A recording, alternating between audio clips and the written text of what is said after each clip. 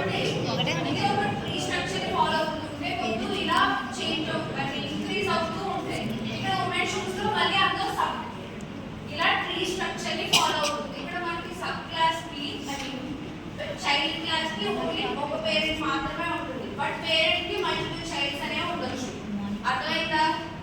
Tree structure ని follow అవుతుంది. దీన్ని ఏమంటారో చెప్పాను, అది నోట్ చేసుకోండి. అట్లీస్ట్ సెట్టింగ్స్ అయినా పెట్టండి.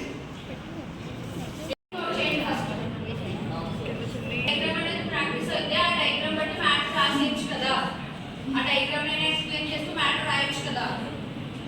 సో ఇక్కడ హైరార్కీ అంటే ఏమని చెప్పాను, ఇది ఏం ఫాలో అవుతుందని చెప్పాను, ట్రీ స్ట్రక్చర్ ని ఫాలో అవుతుంది. అండ్ వెళ్ళే కొద్ది కూడా చైల్డ్